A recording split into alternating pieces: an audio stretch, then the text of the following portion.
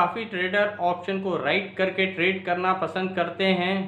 तो यहाँ पर हम किस तरीके से करें ताकि एक कवर्ड पोजीशन के साथ काम करें, अनलिमिटेड रिस्क नहीं हो हमें। तो यहाँ पर एक एग्जाम्पल के साथ मैं आपको समझाने की कोशिश करूँगा तो आपको समझने में काफ़ी आसानी रहेगी। मान लो निफ्टी 10,000 के लेवल पर चल रही है और मुझे लगता है कि इस एक्सपायरी तक निफ्टी 10,000 के नीचे ही रहेगा। तो अगर मैं 10,000 स्ट्राइक प्राइस के कॉल ऑप्शन को शॉर्ट सेल कर देता हूं तो उसमें जो भी एक प्रीमियम है वो लॉस हो जाएगा, वो मेरा एक प्रॉफिट हो जाएगा। और मैंने देखा, मान लो 10,000 स्ट्राइक प्राइस के कॉल ऑप्शन का रेट चल रहा था 200 रुपये, तो उस कॉल ऑप्शन को 200 रुपये पर मैंने शॉर्ट सेल कर दिया। अब यहाँ पर 200 रुपये पर मैंने उसे शॉर्ट सेल करा, यानी 200 पॉइंट का प्रीमियम मुझे रिसीव हो गया उस कॉल ऑप्शन को शॉर्ट सेल करके। यानी ऊपर 200 पॉइंट तक अब मेरी रिस्क नहीं है, 10,200 के लेवल तक मेरी रिस्क नहीं है। 10,200 के ऊपर अगर निफ्टी एक्सपायर होती है तो ही मुझे लॉस लगेगा। तो 10,200 वो एक ब्रेक इवन पॉइंट है जिसके ऊपर अगर निफ्टी जाती है तो मुझे लॉस लगेगा।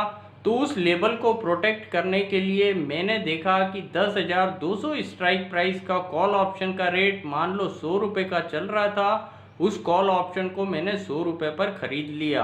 अब यहाँ मैं देखता हूँ इस कॉम्बिनेशन में मेरा मैक्सिमम रिस्क है 100 पॉइंट का और मेरा मैक्सिमम रिवार्ड भी 100 पॉइंट का है। यानी यहाँ पर मुझे लगता है ऑप्शन को राइट करके ट्रेड करता हूँ तो ज़्यादातर समय मुझे पैसा मिल जाता है। यानी यहाँ मुझे मेरा रिस्क भी मैक्सिमम मालूम है, मुझे कितना मैक्सिमम रिवार्ड भी मिल सकता है वो भी मुझे मालूम है।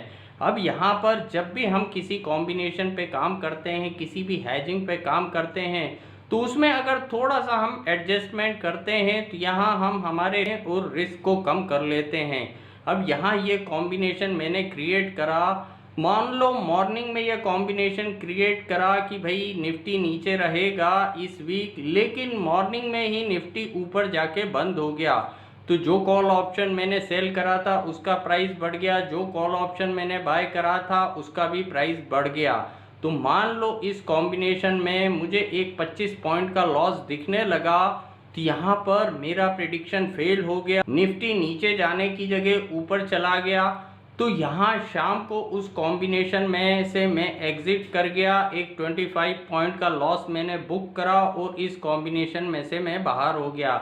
यानी सिर्फ एक 25 पॉइंट का मैंने लॉस लिया। लेकिन अगर निफ्टी नीचे चला जाता तो मैं वेट करता टिल मैक्सिमम लॉस के लिए, जो एक 100 पॉइंट मुझे हो सकता था।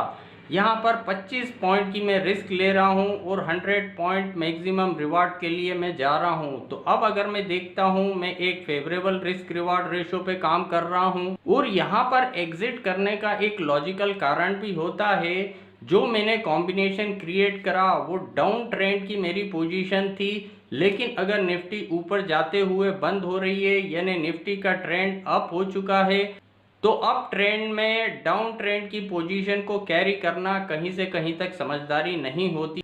और यहाँ पर कई बार ऐसा भी होगा कि आपने शाम को पोजीशन काटी और अगले दिन निफ्टी नीचे आ गई। तो यहाँ पर आफ्टर स्क्वायर अप ना ही हमें कोई अफसोस करना चाहिए, ना ही किसी तरीके की खुशी मनाना चाहिए कि अच्छा हुआ मैंने काट लिया, अरे मैंने जबरन काट लिया। इस बातों का कोई मतलब नहीं रहता, ये तो ज़िंदगी भर होता ही रहेगा।